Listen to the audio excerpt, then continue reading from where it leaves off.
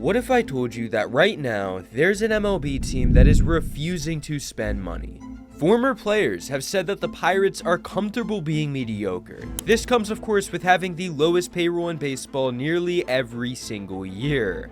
Pirates owner Bob Nutting is so hated that fans are actually flying airplanes in Pittsburgh with signs that say "sell the team."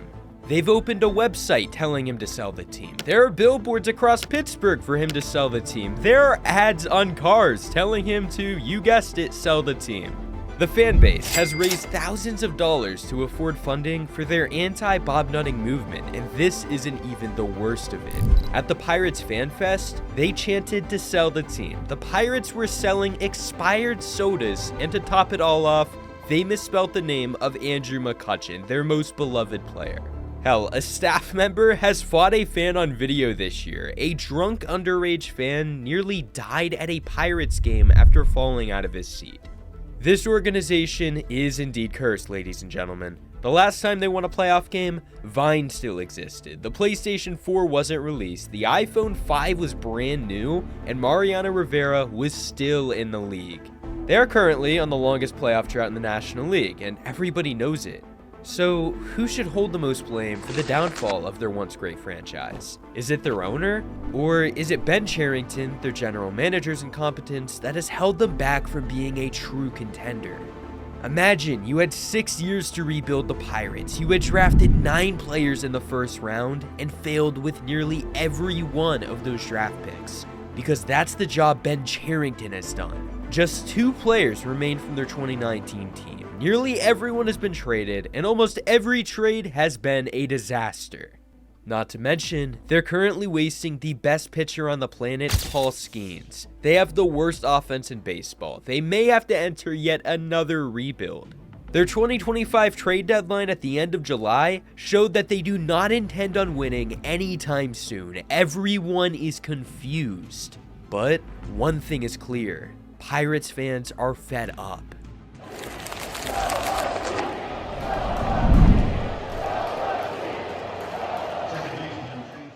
As someone who's lived in Pittsburgh for almost 7 years now, I know how frustrated everyone is. I mean, they're going on their 29th losing season in 33 years. And I'm here to explain how the Pirates rebuild failed, where it started, and if they will be able to win again anytime soon.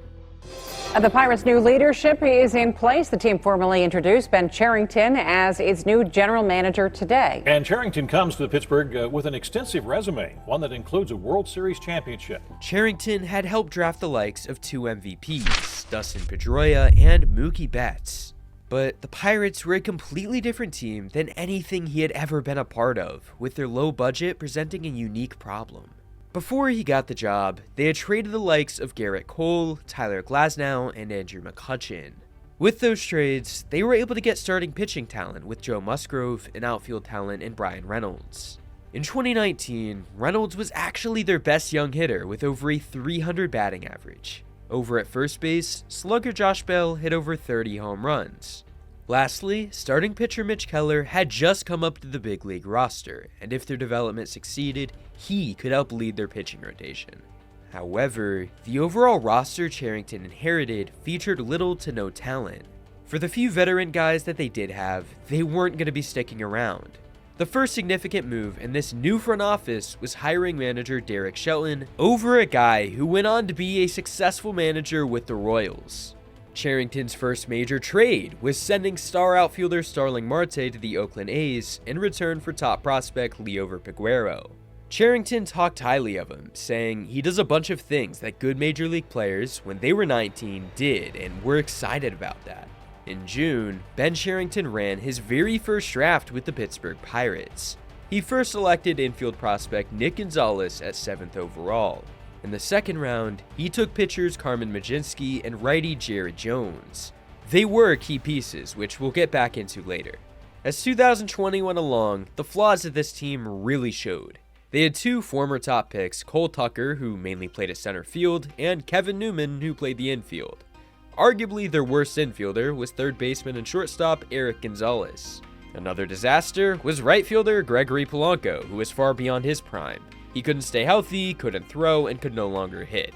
It is no surprise that this team had zero chance at a postseason. In fact, there was little to no hope until September when the Pirates' number 2 prospect Ke'Bryan Hayes was called up. He immediately flashed his insane defense at third base and made a statement as the best player on the 2020 Pirates. 2-1 base hit ball game!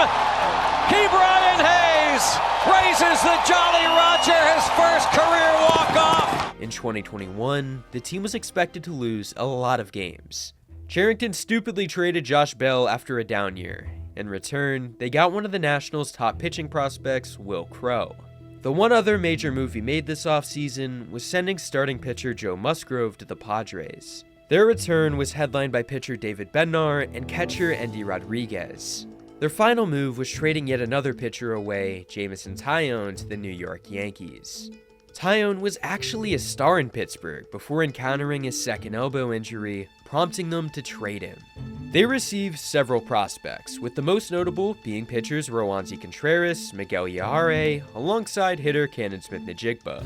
In free agency, Cherington made just one signing, starting pitcher Tyler Anderson. By opening day, fans unsurprisingly weren't very excited, but that was at least about to change. In Ke'Bryan Hayes' very first at-bat, he hit a home run into left field, giving the Pirates life. Yet, just one at-bat later, he suffered a wrist injury, putting him onto the IL for at least 10 days. Their season only went downhill from here. The Pirates were 39-64. They were prepared to trade away some of the only talent they had left. For starters, bullpen arm Clay Holmes was traded to the Yankees. He wasn't very good with the Pirates, but the Yankees saw serious potential in his arm. In return for Holmes, the Pirates got back infielders Hoyt Park and Diego Castillo. It was a bad trade, but this was just the beginning.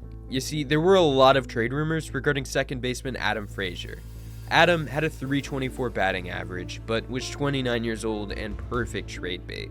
So, the Pirates made their second deal with the Padres, sending Adam Frazier there in return for Tucupita Marcano and outfielder Jack Sawinski. They didn't stop there. They wanted to get rid of their new acquisition Tyler Anderson, who was pitching better than almost every Pirate. After a failed trade fell apart with the Phillies, Tyler Anderson was sent to the Seattle Mariners in return for 2 lousy prospects that had never made an impact. Arguably their most interesting trade was regarding a reliever by the name of Austin Davis, who sucked on the Pirates. Yet, they were able to trade him to Boston and land Michael Chavis. Chavis is a former first-round pick by Ben Cherington when he was with the Red Sox, but outside of just one season, had yet to really ever produce. If it worked out, he could become their long-term option at first base. Their final trade was sending their best reliever, Richard Rodriguez, to the Atlanta Braves in return for minor league pitcher Bryce Wilson. This marked an end for their trade deadline and set them on pace to lose over 100 games. At least, the Pirates had momentum with their new prospects at the trade deadline. And also, they had just finished an insane MLB draft. Pittsburgh had the number 1 overall pick, and the world was wondering who they would take. Would it be the top shortstop in the MLB draft, Marcelo Meyer? Would it be a top pitcher like Jackson Jobe or Jack Leiter? Well, on draft day, everyone figured that out. With the first pick of the 2021 MLB draft, the Pittsburgh Pirates select Henry Davis, a catcher from the University of Louisville. They took Henry Davis, a catcher that not many people had on their radar. He was known to be better at hitting than he was catching. In rounds 2 and 4, they drafted more players that would become crucial to their rebuild. Those were pitchers Anthony Salamedo and Bubba Chandler. Around this same exact time, the Pirates called up infielder Rodolfo Castro. Not many knew who he was, but in his first 5 hits, they were all home runs. He was breaking records. But beyond those 5 homers, he struggled to make anything for himself, but he'd certainly at least be a piece that they could work on. In the outfield, the Pirates were going in a completely different direction, moving on from Gregory Polanco. By the end of the year, they had only 2 competent players in hitter Brian Reynolds and relief pitcher David Bednar, who they acquired months ago for Joe Musgrove. But even with the success of Bednar, Musgrove became an elite pitcher with the Padres, better than he had ever been. So I'll deem that trade a failure in 2021, but it could change down the line. The other trade they made before the season was Josh Bell. Bell hit 27 home runs, which is more than any player on the Pirates. Will Crowe, the pitcher they received for Bell, had a 5.48 ERA, making this trade also another failure. And as for how Clay Holmes was pitching for the Yankees, he was a superstar, becoming their closer not long after being acquired. I deem this trade a failure, but the two prospects in that deal had yet to be called up, so I'll be fair and wait. During the offseason, they came to an agreement for a cheap designated hitter, Daniel Vogelbach, and veteran starting pitcher, Jose Quintana. If they turned out good enough, they could potentially extend him, or later trade him for valuable prospects. They actually signed a plunder of free agents who turned out to be horrible, roughly 4 of them, so I won't even mention them. But arguably their biggest decision was trading away their Gold Glove catcher Jacob Stallings, in return landing MLB pitcher Zach Thompson, along with prospects Kyle Nicholas and Connor Scott. Replacing their Gold Glove catcher was former Gold Glover Roberto Perez. One thing was clear, the Pirates were about to be a completely different team in 2022. Many top prospects were soon making their mark onto the big league roster. The day of the Pirates' home opener, they lost, but they were berated with amazing news after the game. For the first time in the Ben Cherington era, an important player was extended. Brian Hayes, their third baseman with the best glove in baseball, was staying around.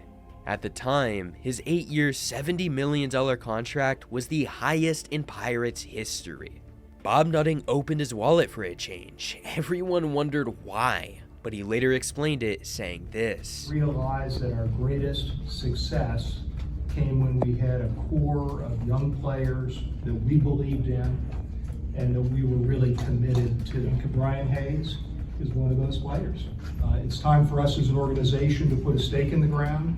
Overall, through his first 16 games, they were 8-8 and playing better baseball than they had in years. Though this would seemingly fall apart as the months progressed. Their new catcher, Roberto Perez, suffered a left hamstring injury, putting him out of play for the rest of 2022. Also, fans were growing restless for the Pirates to call up top prospect Oneil Cruz. In the minor leagues, he had a .310 batting average, 17 home runs, and 19 stolen bases. The kid was a 6'6" shortstop, had an unbelievable arm, unbelievable power, and could easily become a piece in the starting lineup. Instead of calling him up, the Pirates chose Hoy Park and Diego Castillo to man the middle infield, both of whom came from the Clay Holmes trade and had a lot to prove. Yet, through June, Castillo wasn't even batting .200. Park hadn't played quite enough, so I'll wait to judge him. Enough was enough though, and the Pirates made the wise decision to finally call up their top prospect, Oneil Cruz, who in his 2020 debut, delivered. 3 runs batted in on an absolute missile. Hit the ball real hard. Line into center field, he ripped it, and look at this ball go to the wall. Oneil Cruz! Around this same time, we were seeing the breakout of pitcher Roansy Contreras, who had just become a full-time big leaguer. He was dominating the competition with strikeout after strikeout and seemed to be the future of the Pirates rotation. Roansy had a 97-mile-an-hour fastball and a haunting curveball. Fans began celebrating every time he was scheduled to pitch by saying Happy Roansy Day to all who celebrate. Even the Pirates' social media joined in on the trend. Months later, they were prepared for the MLB draft, where they picked at 4th overall. With the 4th pick in the 2022 MLB draft, the Pittsburgh Pirates select Tamar Johnson, a shortstop from Mays High School in Atlanta, Georgia. After selecting high schooler Tamar Johnson, they took pitcher Thomas Harrington a little bit later, and then pitcher Hunter Barco. With this MLB draft, and with the trade deadline they were about to have, their minor league team was about to be loaded. The first veteran player to go was DH Daniel Vogelbach in order to acquire a young reliever who showed flashes in Connor Holderman. Days later, starting pitcher Jose Quintana, who had been a very good player for them, was traded to the Cardinals for Johan Oviedo. By the end of 2022, Oneil Cruz was clearing away the best rookie hitter on the Pirates. At one point, he even broke the StatCast record for the hardest hit ball ever recorded. But as for the rest of the rookies, an outfielder I haven't mentioned, Cal Mitchell, was 20% worse than the average big leaguer. Hoy Park was 18% worse, and Castillo was 23% worse. The development system of Ben Cherington and Derek Shelton was evidently failing in front of Pittsburgh's very eyes. Veteran Zach Thompson, who they had for one season and struggled, was traded away to the Blue Jays for scraps. Even infielder Michael Chavis, who they thought they could fix, failed to reclaim his potential and was let go after 2022. However, certain players showed at least some promise. Despite rookie Jack Sawinski, who they acquired in the Clay Holmes trade, struggling to hit for even an average of 200, he had at least 19 homers, with promising power in his bat. Rodolfo Castro, on the other hand, had a slightly below average stat line, and looked like a total idiot when this happened. Rodolfo Castro hustles into third and slides in safely, but as it happened, Castro's cell phone fell out of his back pocket. Players' phones were falling out of their pockets. They lost over 100 games. This was Ben Cherington's Pittsburgh Pirates, and it only continued to look even worse. Miguel Yajare, who they got in the Tyone trade, was horrible in 12 appearances with an 8 ERA, and even got released after the season. Even Ke'Bryan Hayes, who earned a huge contract extension, was 12% worse offensively than the average hitter. Still, there seem to be a few bright spots right now with Bryan Reynolds, Oneil Cruz, David Bednar, Roansy Contreras, and finally Mitch Keller. Mitch had struggled badly in the past, but assumed the role in 2022 as their best starting pitcher. For the bullpen, David Bednar was electric in every moment he went out there to close a game. Top prospects like #1 overall pick Henry Davis were ready to be called up into the big leagues. But from the get-go of the offseason, the Pirates were in danger of losing their best hitter, Bryan Reynolds. He reportedly requested a trade due to a quote difference of opinion regarding his worth as a player. In other words, the Pirates didn't want to pay him what he was actually worth. Let's not forget, he had just hit a career-high 27 homers and was practically irreplaceable in their lineup. This was something they'd have to deal with as soon as possible, but in the meantime, free agency had just begun for the Buccos, and they were about to make a signing every fan loved. Long-term Pittsburgh Pirates and one of the best Pirates in franchise history, Andrew McCutchen, back with the Pirates on a one-year deal. Andrew McCutchen was back in the black and gold for the first time in 6 years. Keep in mind, when McCutchen was traded to the Giants, their return was Bryan Reynolds. Now they were both on the same team.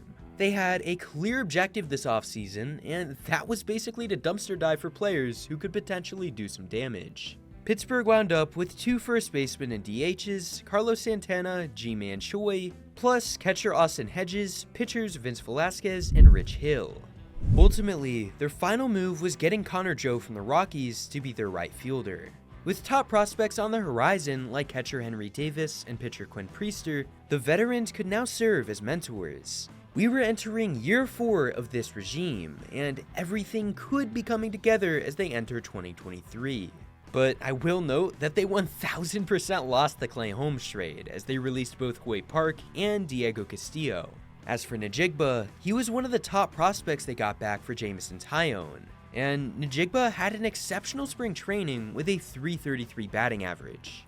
Both he and Jack Sawinski were unproven question marks. The infield, on the other hand, seemed better but didn't have a true second baseman. It would vary between Rodolfo Castro and the speedy prospect Hee-Wan Bae. And maybe the Pirates had finally found a winning roster.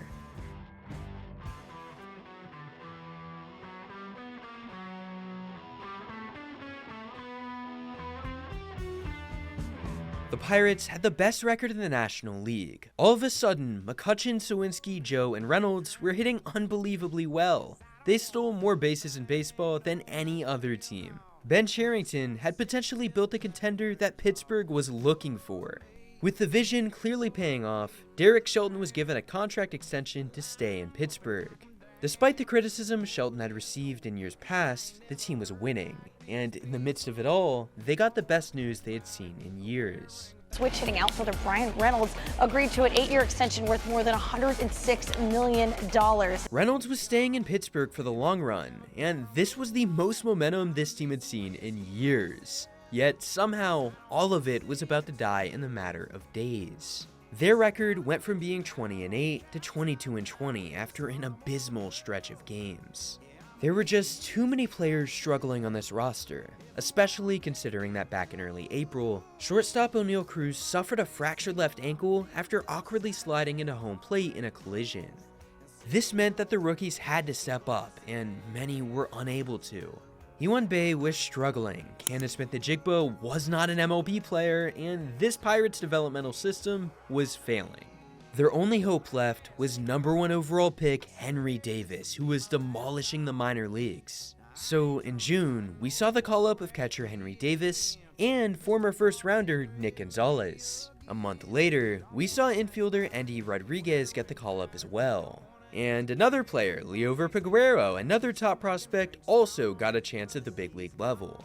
Lastly, #4 prospect Quinn Priester was being called up to make his debut as a starting pitcher. All of Pittsburgh's Avengers were here. What would happen? Well, they wouldn't stop losing. Every single one of their new young players were significantly below league average. And in the middle of Endy Rodriguez struggling, he suffered a torn UCL that would keep him out for the next year and a half. At the trade deadline, Pittsburgh sent Ji-Man Choi and Rich Hill to the Padres in return for 3 prospects that would never make a difference, by the way. As useless as this trade deadline was, I really did like one trade, which was sending infielder Rodolfo Castro to the Phillies to acquire lefty arm Bailey Falter. Only some of the players Cherington acquired were actually doing well, and that includes the likes of reliever Colin Holderman, David Bednar, and hitter Jack Sawinski. Sawinski was rather controversial. Despite having 26 home runs, he had historically low batting averages and high strikeout rates. Players acquired by Cherington that would be released is Smith-Njigba and Will Crowe. The Pirates had released a point to where if they didn't see progress in 2024, Bob Nutting would likely start over and hire a brand new front office. Cherington's job was riding on yet another #1 overall pick, one that would hopefully shine unlike Henry Davis did. The #1 overall pick ended up being LSU phenomenon pitcher Paul Skenes. From the day he was drafted, he seemed as if he was a generational draft prospect. The other pitcher Cherington needed to do well was Jared Jones, who was from his first draft class back in 2020. But first, they had an offseason where they looked to achieve multiple goals. To replace some of the starting pitching they had lost, they signed Martin Perez and Marco Gonzalez. They brought in power-hitting first baseman Rowdy Tellez, defensive catcher Yasmani Grandal, and center fielder Michael A. Taylor. By far their best signing was hard-throwing lefty reliever Aroldis Chapman, and I just made a video on him, so go check it out. All of these deals were only for 1 year, but played a significant role in everything. No matter what, tension was growing between this fan base as they set up 4 billboards across Pittsburgh telling Nutting to sell the team. There was even a fan who took a picture with the Pirates owner, and on his shirt it told him to sell the team. Mid-picture, he looked at it with his weird eyebrows. Clearly, that fan upset him with his eyebrows, because he responded by spending big money to extend star pitcher Mitch Keller. With that momentum, the Pirates started 2024 off red hot, getting 5-0, and then working their record to 11-5. One of their best hitters was catcher Joey Bart, who was splitting with Yasmani Grandal. Bart was acquired from the Giants and looked very comfortable in the batter's box. As for their starting pitching, they were winning because of rookie Jared Jones. He was on fire to start his rookie season. And struck him out looking toughest outs of any Pirate, the former Pirate Josh Bell. He struck him out. What a start. He's got 9 strikeouts. He has struck out Bell each of the 3 times he has come to the plate. He was, without a doubt, an early Rookie of the Year contender, but this hype would slowly die down as the team once again began to lose.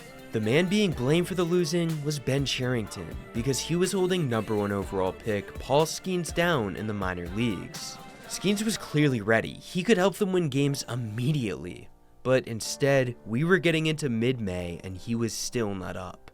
Skenes had a .99 ERA in 27 innings, striking out 47 batters. He was banging on the door to be called up, even going on ESPN for the Pat McAfee show. Honest guys, you know just about as well as I do when I'm going up. So. We know more than you do about this particular ownership. Yeah, and it's changing. It's changing from what we've been told, which is good. It took until May 11th, but we finally got the news we had been waiting for. He was being called up. In Paul Skenes' MLB debut, he struck out 7 Cubs. Skenes quickly became a fan favorite. By July 23rd, he had a 1.93 ERA and was arguably the best pitcher in baseball already. At the trade deadline, for the first time in the Cherington era, the Pirates had more wins than they did losses, with a record of 55-52. The thing they needed the most was outfield production. Despite Brian Reynolds' .835 OPS, the rest of the group was absolutely terrible. Critics of Jack Sawinski were correct, as he was sent down into the minor leagues. Michael A. Taylor, on the other hand, came as advertised, amazing defensively, but couldn't hit to save his life. Others included Connor Joe, who was absolutely below average, and Josh Palacios, who had been on a few teams with no notable experience. He was awful. So Cherington made a trade. We have a deal. The Buccos are looking for a little bit of pop in their outfield. They find a trade partner with the Marlins, and they've acquired Brian De La Cruz. De La Cruz, the power hitter, was making his way to the Buccos. Shortly after, they traded for utility infielder Isaiah Kiner-Falefa, who ended up becoming their shortstop. O'Neal Cruz permanently moved into center field.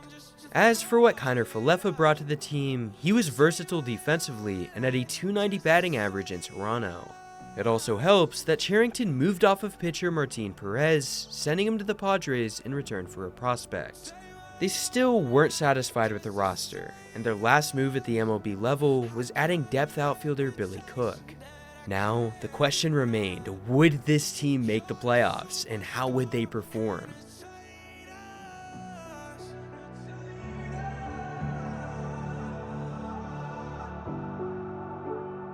They had fallen off the rails. The Pirates were no longer in contention, and they could blame Ben Cherington. De La Cruz hit just 3 home runs as a Pirate before hitting free agency. Kiner-Falefa would be back, but was 35% below league average offensively. Yes, even though he had drafted the MLB Rookie of the Year and Cy Young contender, Cherington had failed again. Luckily, we had seen career-high production out of Mitch Keller and a solid rookie year from Jared Jones. As they approached the end of the season, Nutting and Cherington were about to make a stupid decision. Rowdy Tellez, their starting first baseman, had a $200 signing bonus on the last day of 2024. And to prevent him from getting what he rightfully earned, they released him, causing national headlines everywhere. There's one organization in the city I grew up that has been awful at baseball for a long time. Now, the Pittsburgh Pirates are basically tempting the universe and the baseball gods to continue to ruin 4 more at-bats. He gets a $200,000 bonus, and the Pirates go, you know what? Let's actually send this guy down. You're done. Obviously, this type of move disincentivizes veterans from signing with a team like the Pirates. It makes them look cheap, because they are. The team that thousands had grown up loving simply because they were born here was awful. Remember when they spent money on Brian Hayes? Well, his bat was one of the worst in baseball. That weakness outweighed the strength of his defense. Derek Shelton had the worst record through a 5-year period of any manager in MLB's 122-year existence. The only reason anyone still had a job is because they hit on Paul Skenes and Jared Jones. Fans protested outside the stadium. A police officer approached, and he asked the protesters if he could get a Sell the Team shirt himself. In 2025, it was their last chance, their final opportunity. Thanks to a user by the name of Joe, here is a ton of data that shows just how bad that they have been over their last 5 seasons. In total, the Pirates statistically won 15 trades, tied in 10 of their trades, and lost 23 of them. They acquired 67 players, traded away 54 players, and somehow the players the Pirates got brought them just 9 wins, whereas the players they traded away to other teams brought 32 wins, meaning they gave up way more than they gained. For every trade Cherington had made, he gave away on average 3 wins to the opposing team. Additionally, according to the metric WAR, which calculates a player's value based on the number of wins they're valued at, Jack Sawinski, Connor Joe, Joey Bart, IKF, and Billy Cook are all in the top 5 position players that Cherington has acquired. Keep in mind, Connor Joe left after 2024. Billy Cook has been in the minor leagues. Sawinski was so bad, he has been sent back to the minors multiple times. IKF is terrible, by the way. Also, Henry Davis is a bust when you consider he was the #1 overall pick. Leover Peguero has not been able to find a spot on the team at all. Nick Gonzalez wasn't great at second, but took a stride forward into becoming a decent player. Every single one of their 2024 free agents also would not be on the team. Therefore, they needed a dominant bullpen arm to replace Aroldis Chapman and a first baseman to replace Tellez. Their hunt for a new first baseman started with Blue Jays AAA hitting coach Matt Haig. He provided intel for the Pirates regarding Blue Jays sensation Spencer Horwitz. The Pirates later got Horwitz in a huge trade. He had a .260 batting average, .790 OPS, 12 homers, and walked 42 times with the Blue Jays. Horwitz had team control beyond the year 2030 and could be the long-term solution that Pittsburgh had been seeking for so long. To get him, they sent away former top prospect Luis Ortiz. As both a reliever and a starter, Ortiz pitched a successful .332 ERA. The fact they were willing to trade such a valuable asset made it clear that they wanted to win. Fans expected more moves like this one to follow, but they simply just never came. The only other moves they made before the Pirates Fan Fest was re-signing Andrew McCutchen and a new reliever in Caleb Ferguson. By the time Pirates Fest rolled around, nobody was holding back. In front of the top management like Derek Shelton and Ben Cherington, fans chanted to sell the team. Pittsburgh was in a fiasco. Their only additions were outfielder Tommy Pham, lefty Andrew Heaney, and former Pirate Adam Frazier. To make it even better, early before spring training, word came out that Spencer Horwitz would have to miss the start of the season.